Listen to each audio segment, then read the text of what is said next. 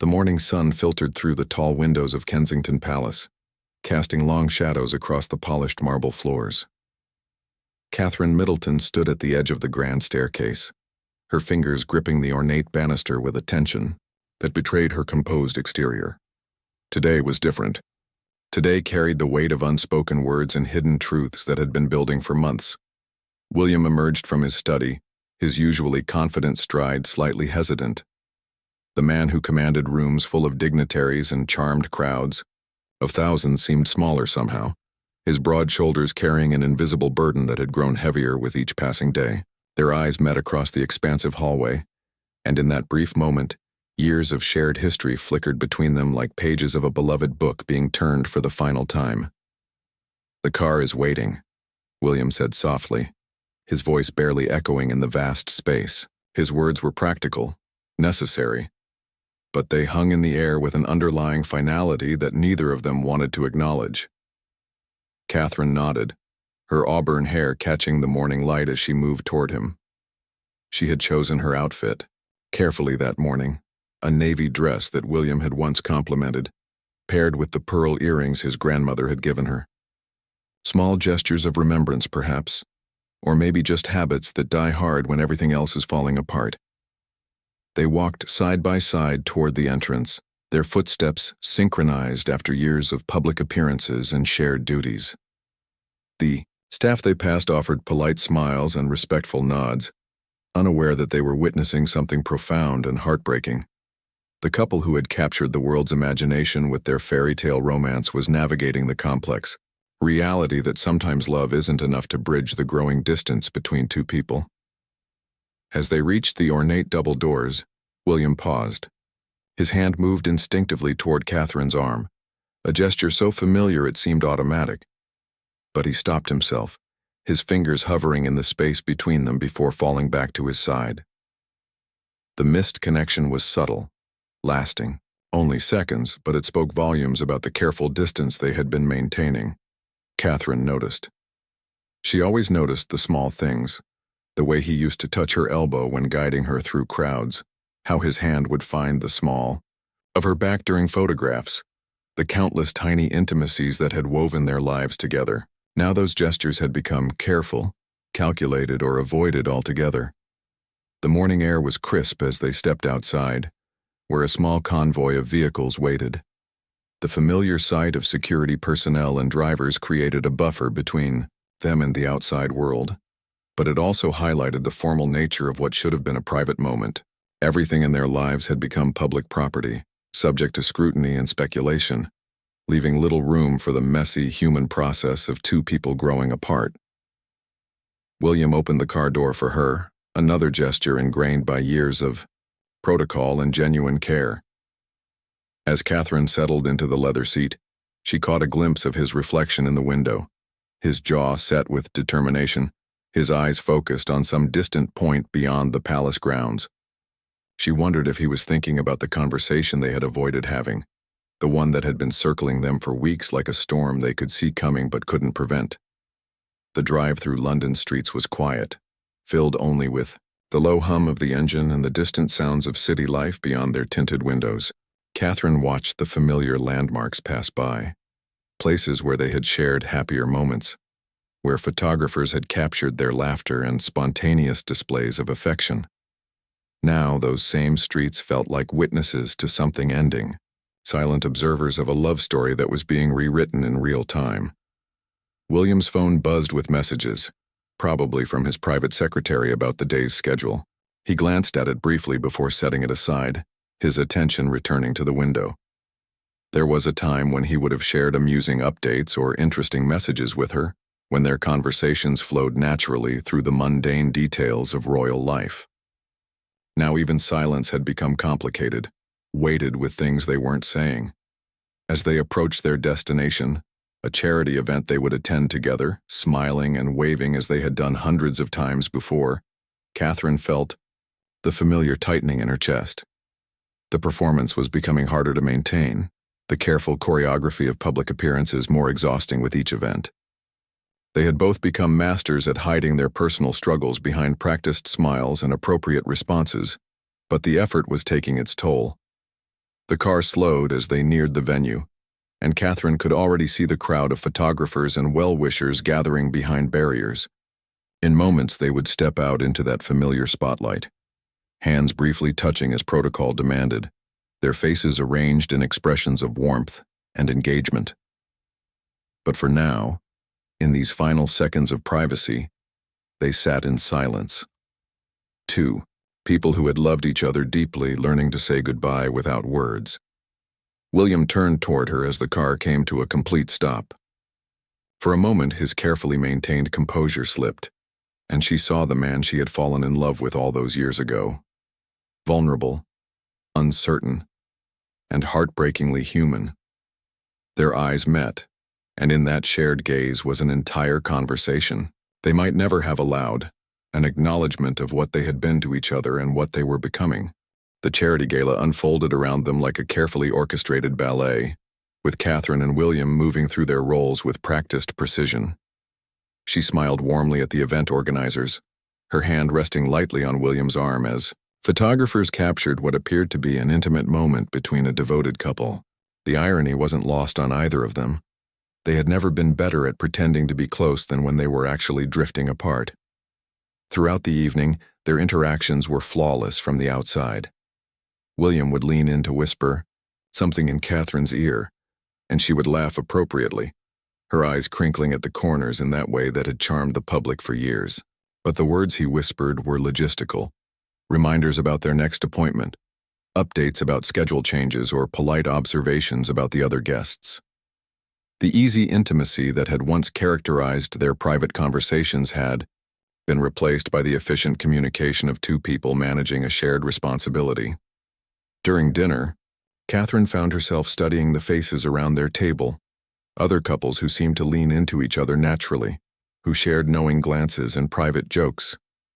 She remembered when she and William had been like that, when their connection had been so obvious that photographers could capture their genuine affection without effort. Now every touch was deliberate, every shared smile calculated for public consumption.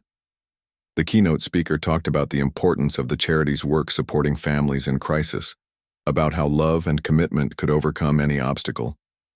Catherine felt William shift slightly in his seat beside her, and she wondered if the words were affecting him the same way they were affecting her.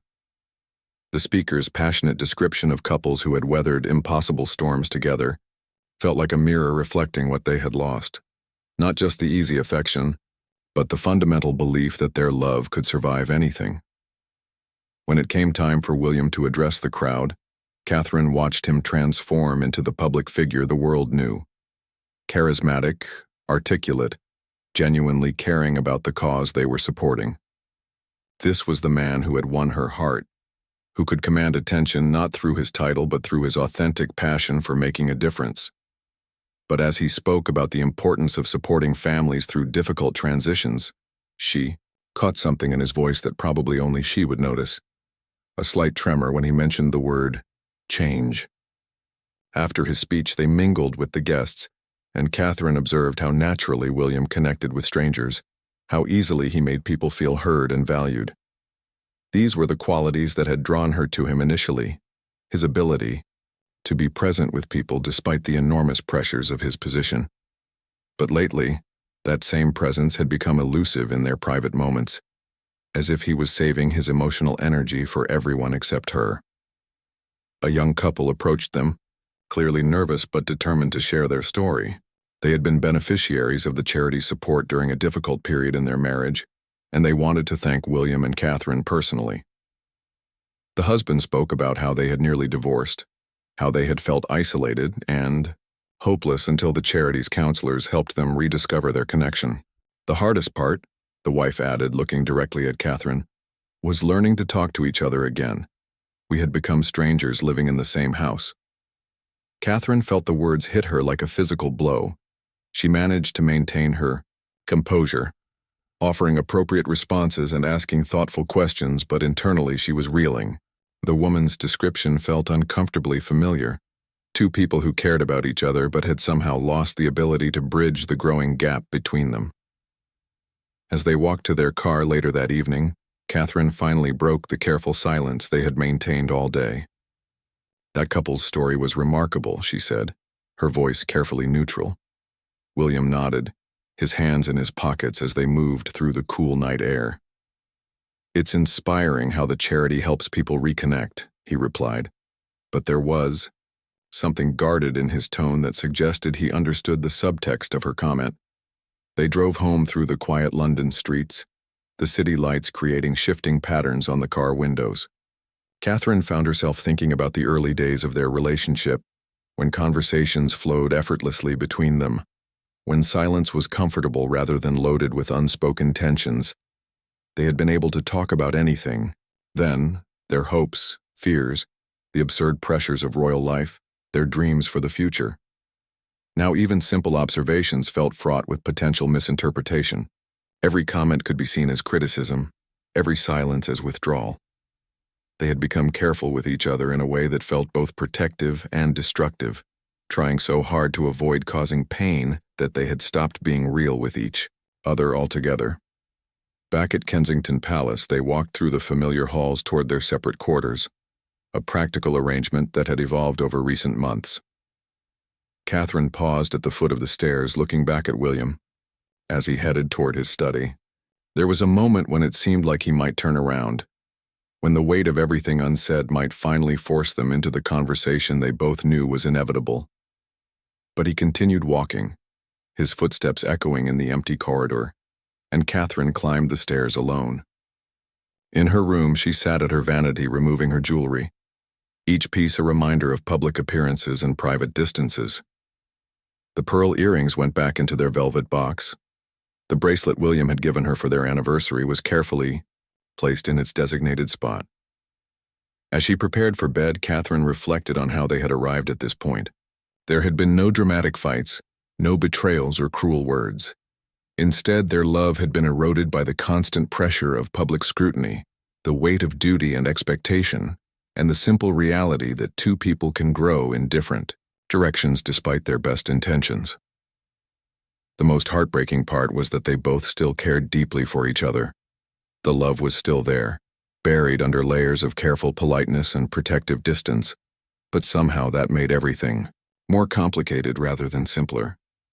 The morning brought an unexpected intimacy that caught them both off guard. Catherine had risen early to find William already in the kitchen, making tea with the careful concentration of someone trying to create normalcy through routine. He looked up when she entered, and for a moment the careful distance they had maintained seemed to dissolve. "Couldn't sleep either?" she asked softly, accepting the cup he offered her. Their fingers brushed briefly during the exchange, and neither pulled away immediately. It was such a small thing, but in the context of their recent carefulness with each other, it felt significant. "Too much on my mind," William admitted, leaning against the counter. Without the formal clothes and public expectations, he looked younger somehow, more like the man she had fallen in love with at university. "I keep thinking about that couple last night." Catherine nodded, understanding immediately. The young pair who had nearly lost each other had been haunting her thoughts as well. "They said the hardest part was learning to talk to each other again," she said, her voice barely above a whisper. The silence that followed wasn't uncomfortable. It was heavy with possibility, with the recognition that they were finally approaching the conversation they had been avoiding. William set down his cup and looked directly at her, really looked at her in a way he hadn't done for weeks. "Kate," he began, using the name that had been private between them since their earliest days together. "I don't know how to do this anymore." The honesty in his voice was startling after so many careful diplomatic exchanges. Catherine felt something loosen in her chest, a tension she hadn't realized she was carrying. "Do what?" she asked, though she suspected she knew. "Pretend that we're okay. Pretend that we haven't been slowly losing each other." He ran his hand through his hair, a gesture she remembered from their student days when he was grappling with difficult concepts. "I love you, Kate. That's what makes this so impossible."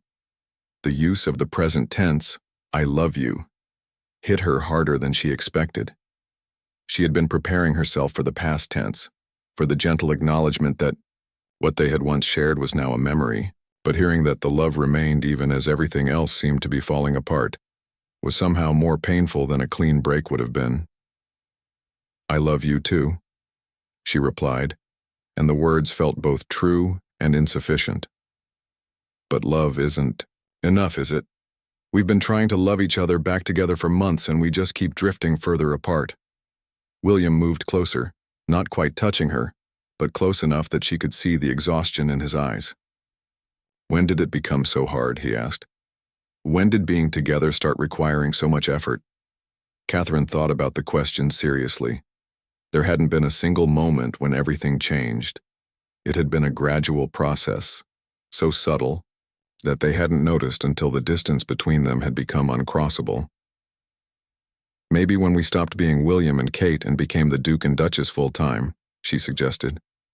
"Maybe when every conversation became about schedules and obligations and public perception." They stood in their kitchen, surrounded by the ordinary details of domestic life: fruit in a bowl, newspapers stacked neatly, the coffee maker that William had programmed the night before. These mundane elements felt surreal against the backdrop of their extraordinary circumstances, a reminder that their love story had always been complicated by forces beyond their control. "I miss talking to you," William said suddenly. "Really talking about ridiculous things, important things, anything except logistics and appearances." "I miss laughing with you," Catherine replied. "Not the polite laughter we do for cameras, but the kind that made us both ridiculous." When did we stop finding each other funny? The question hung between them, highlighting how much of themselves they had lost in the process of becoming public figures. Their early relationship had been full of private jokes, shared humor that helped them navigate the absurdity of royal protocol. Somewhere along the way, that lightness had been replaced by the weight of expectation and duty. William reached out and touched her face gently, his thumb tracing the line of her cheekbone. It was the first truly intimate gesture he had made in weeks, and Catherine found herself leaning into it despite knowing that it might be a form of goodbye. "You're still so beautiful," he said quietly. "But sometimes when I look at you, I feel like I'm seeing you through glass. Like you're right there, but I can't quite reach you anymore." The metaphor was perfect and heartbreaking. Catherine understood exactly what he meant. The feeling of being physically present but emotionally disconnected, of seeing someone you love deeply but being unable to bridge the gap that had grown between you. "I feel that too," she admitted. "Like we're both trying so hard not to hurt each other that we've stopped being real with each other. We've become polite strangers who happen to share a very complicated life." They spent the next hour talking, in a way they hadn't in months, honestly, without agenda, acknowledging the reality of what was happening between them. It wasn't a fight or an argument, but rather a careful dismantling of the pretense they had maintained. They talked about the pressures that had changed them both, the way their individual growth had taken them in different directions, the impossible balance between personal happiness and public duty.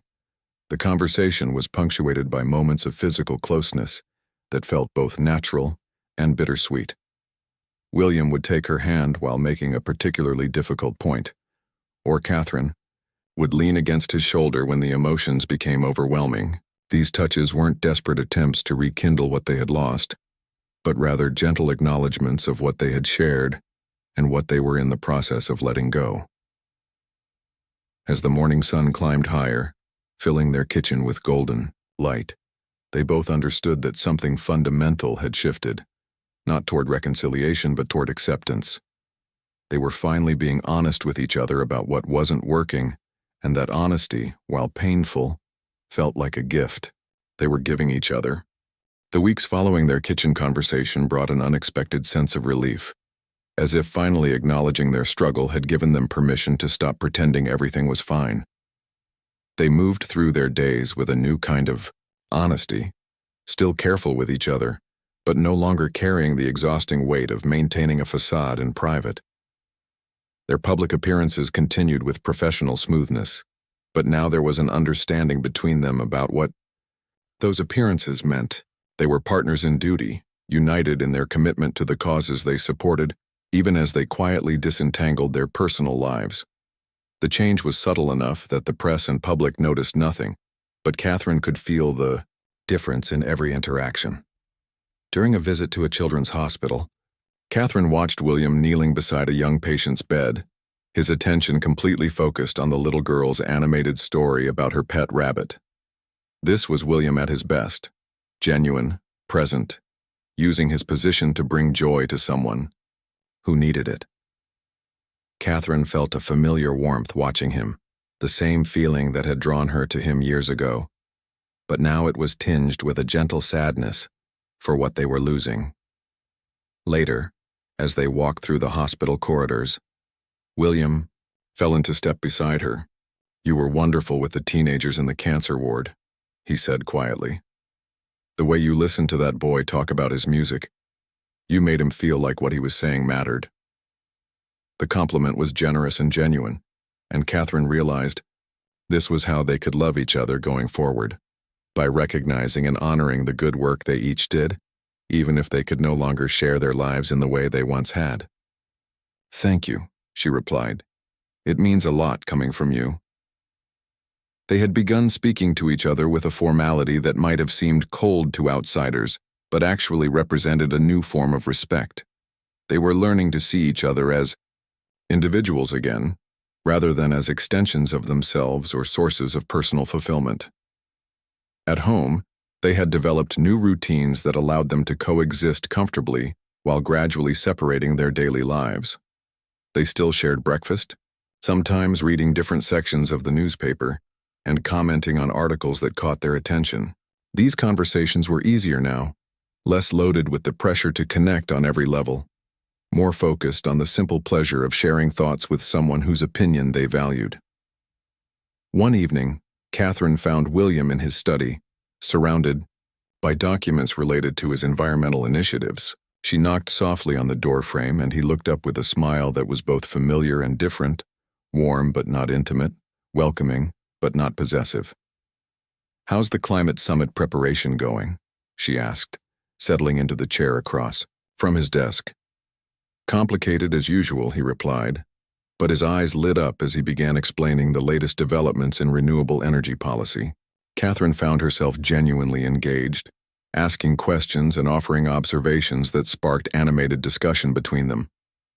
As they talked, Catherine realized that this was what they could salvage from their marriage: intellectual companionship, mutual respect, shared commitment to causes larger than themselves. It wasn't the romantic partnership they had once imagined lasting forever, but it was valuable in its own right. "Kate," William said during a lull in their conversation, using her private name deliberately, "I've been thinking about how to handle the practical aspects of what we're doing." They hadn't yet spoken explicitly about separation or divorce, but both understood that their current path was leading toward a formal acknowledgement of what had already happened emotionally. The question was how to manage such a change while maintaining their public responsibilities and protecting the institution they both served. "I've been thinking about that too," Catherine replied. "We have obligations that go beyond our personal situation." William nodded. "I don't want our private decisions to damage the work we've both committed to. The charities, the foundation, the people who depend on the stability we represent, they shouldn't suffer because we're not able to make our marriage work." It was a conversation that revealed both the privilege and the burden of their positions. Most couples going through separation could focus primarily on their own needs and those of their immediate family. William and Catherine had to consider the impact on institutions, causes, and people they had never met, but who looked to them for consistency and leadership. "Maybe we could structure things so that we continue to work together professionally while living separately," Catherine suggested. Other couples in public life have managed similar arrangements. They spent the next hour discussing practical matters with the same care they had once devoted to planning their wedding. Questions of residences, custody arrangements for their future children, financial settlements, and public announcements all had to be considered not just from personal perspectives, but from the standpoint of public perception and institutional stability. The conversation was businesslike but not cold. There was tenderness in the way they tried to protect each other's interests, consideration in how they approached sensitive topics. They were, Catherine realized, probably being kinder to each other now than they had been in months of trying to save their marriage. As the evening grew late, William walked her to the foot of the stairs as he had done countless times during their married life. But this time, instead of the awkward hesitation that had characterized their recent good nights, he took her hand gently. "Thank you," he said simply, "for handling this with such grace, for being willing to talk about the hard things. I know this isn't what either of us wanted, but I'm grateful we can do it with respect for each other." Catherine squeezed his hand, feeling a genuine warmth that had been absent from their interactions for too long. "We loved each other well, for a long time," she replied. "I think we can manage to say goodbye well, too." The words hung between them, the first explicit acknowledgement that they were indeed saying goodbye to their marriage.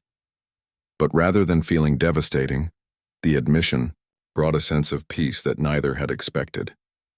The decision to spend one final weekend together at their private retreat in the countryside came naturally, without dramatic pronouncement or elaborate planning. Both William and Catherine seemed to understand that they needed a proper ending to their story, not the gradual fade they had been experiencing, but a conscious completion of what they had shared. The cottage they had escaped to during happier times welcomed them with familiar comfort. Sunlight streamed through windows they had once stood at together, watching deer graze in the meadow beyond. Catherine ran her fingers along the mantelpiece where photographs of their early years together still stood, images of two young people who believed their love could conquer any challenge. William found her there studying a picture from their honeymoon. They looked impossibly young and optimistic, their faces glowing with the confidence of people who had never doubted their ability to build a life together.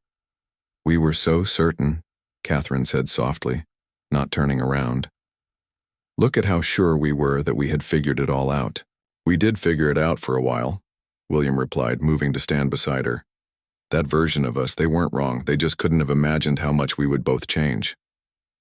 Over the course of the weekend, they moved through the cottage like people revisiting a museum of their own lives. They cooked together in the small kitchen where they had once spent hours talking and laughing over simple meals. They walked the paths they had explored hand in hand, now maintaining the comfortable distance of old friends.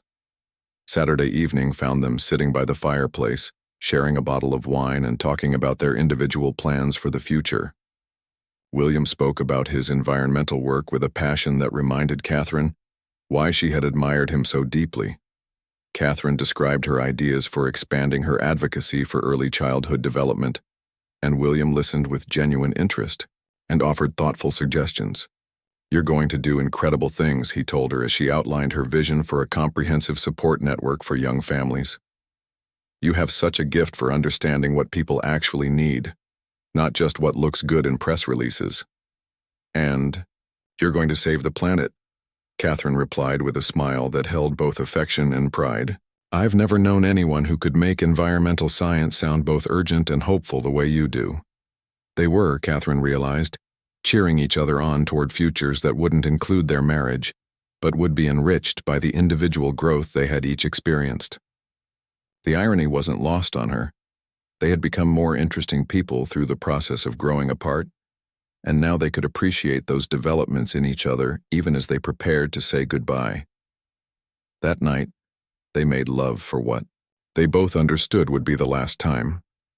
It wasn't desperate or clinging, but rather a gentle completion, a physical goodbye that matched the emotional work they had been doing. Afterward, they lay in the darkness talking about memories that made them both laugh, stories from their early years that they hadn't revisited in ages. "Remember when you got food poisoning from that suspicious curry place and I had to present at the trade summit alone?" Catherine asked, curled against his shoulder in the familiar way that their bodies still remembered, despite everything. "You were brilliant," William said, his fingers absently stroking her hair. "Better than I would have been, actually. You made that boring economic data sound like poetry.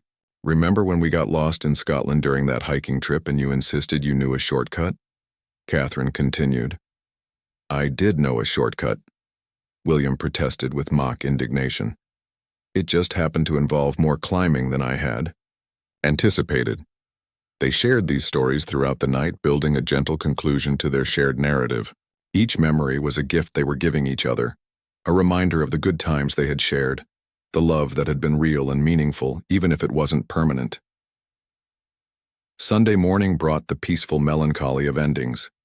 They packed their few belongings slowly, each movement deliberate and thoughtful. Catherine folded the sweater William had worn the night before, inhaling the scent of his cologne one final time before placing it in his bag. William carefully wrapped the book Catherine had been reading, making sure the bookmark stayed in place. They prepared to leave the cottage. They stood together in the doorway, looking back at the rooms that had sheltered some of their happiest moments. The place looked exactly as it had when they arrived, but they both knew they would never see it through the same eyes again. "Should we take one last walk around the garden?" William suggested. They strolled through the flower beds Catherine had planted during their first summer there, past the bench where they had spent countless evenings watching the sunset. The garden was in full bloom, a testament to growth and renewal that felt appropriate for the day. At the car, William loaded their bags while Catherine took a final look at the cottage. She wasn't sad exactly. The weekend had been healing in ways she hadn't expected. They had managed to honor what they had shared while accepting what was ending, and that felt like an accomplishment. "Ready?" William asked, holding the passenger door open for her.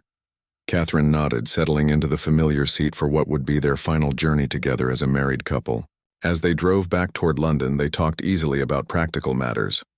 Upcoming events they would both attend, mutual friends they wanted to update personally, the timing of public announcements. The conversation was businesslike but warm, the tone of two people who cared about each other's welfare and wanted to make a difficult transition as smooth as possible. They were, Catherine thought, probably handling their divorce better than they had handled the final months of their marriage.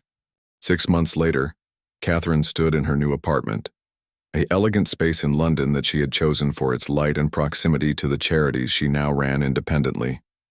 The morning sun streamed through tall windows, illuminating fresh flowers she had arranged the night before and books she was finally reading for pleasure rather than duty. The divorce had been handled with the same careful dignity that had characterized their separation. The public statement had been brief and respectful, emphasizing their continued commitment to their individual charitable work and their gratitude for the privacy the public had afforded them during their transition. The press had been surprisingly restrained, perhaps recognizing that there was no scandal to uncover, just two people who had grown apart despite their best efforts. Her phone buzzed with a text from William. "Saw the article about your new family support initiative in the Times. Brilliant work as always. The pilot program sounds exactly like what's needed." She smiled, typing back, "Thank you. Heard your climate summit speech on the radio yesterday. You had the entire audience eating out of your hand by the end." Their communication had settled into this pattern, professional respect punctuated by genuine personal interest in each other's achievements. It was different from their marriage, but valuable in its own way. They had become allies in their individual missions to make positive change, and that alliance felt sustainable in a way their romantic partnership ultimately had not. Catherine's life had taken on new rhythms. She woke when she wanted, chose her own schedules, and discovered parts of herself that had been dormant during the years when she had defined herself primarily in relation to William and their shared duties. The freedom was exhilarating and occasionally lonely, but mostly it felt like coming home to herself after a long absence. She had kept some reminders of her married life, a few photographs, books they had shared, a ceramic bowl they had bought together during a trip to Italy. These objects didn't cause her pain, but rather served as gentle acknowledgments of a chapter that had been meaningful, even though it was finished. Her work with early childhood development had expanded in ways that wouldn't have been possible within the constraints of royal protocol. She could take political positions now, advocate more directly for policy changes, and speak from her heart without worrying about how her words might affect other institutions. The trade-off was worth it.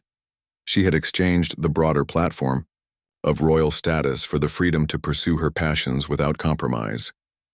William, she knew from their occasional conversations, was experiencing a similar renewal. His environmental work had become more focused and radical, unencumbered by the need to balance multiple competing interests. He had thrown himself into climate activism, with an intensity that reminded her of the passionate student she had first fallen in love with. They had encountered each other at public events several times since their divorce became final. The interactions were cordial and genuine. They would speak privately for a few minutes, catching up on each other's projects and mutual friends, before returning to their separate circles. These brief meetings were comfortable in a way that their final months of marriage had never been. At a charity gala the previous month, Catherine had watched William give a speech about ocean conservation. He commanded the room with the same charisma that had first attracted her, but there was something new in his presentation, an urgency and authenticity that came from being able to speak entirely from his own convictions. Afterward, she had approached him to offer congratulations. "You've found your voice," she had told him simply. "So have you," he had replied, gesturing toward the program where her own initiative had been featured prominently. "I'm proud of what you're building, Kate. Really proud." The exchange had lasted less than 5 minutes, but it had left Catherine with a warm sense of completion. They had been important to each other's development as human beings, even if they couldn't remain married. Their love had been real and transformative, and its ending didn't diminish its value. Now, as Catherine prepared for another day of meetings and site visits, she reflected on the unexpected gifts their divorce had brought. She had learned that love could exist in many forms, that the deep care she and William continued to feel for each other was different from romantic love, but no less meaningful. She had discovered her own strength and independence, qualities that their marriage had somehow obscured. Most surprisingly, she had found peace with uncertainty. The fairy tale ending she had once expected had been replaced by something more complex but perhaps more honest, the understanding that relationships, even important ones, can serve their purpose and then transform into something else without anyone being at fault. Her phone rang with a call from her assistant about the day's schedule. Catherine answered it with the energy of someone who was exactly where she was, supposed to be, doing work that felt genuinely meaningful. As she gathered her things and headed for the door, she caught her reflection in the hall mirror, a woman who looked confident, purposeful, and genuinely happy. Outside, London was bustling with morning activity. Catherine walked to her car with the satisfaction of someone who had navigated a difficult transition with grace and emerged stronger on the other side. She and William had loved each other well, said goodbye with dignity, and were both thriving in the lives they had built separately. It wasn't the ending anyone had expected, but it was honest and real and ultimately healing for both of them. Sometimes the most loving thing two people can do is recognize when their paths need to diverge, and have the courage to let each other go with blessing, rather than bitterness. As Catherine drove through the familiar streets of London toward her first appointment of the day, she thought about the young couple they had met at that charity gala months ago, the pair who had nearly divorced but found their way back to each other through counseling and determination.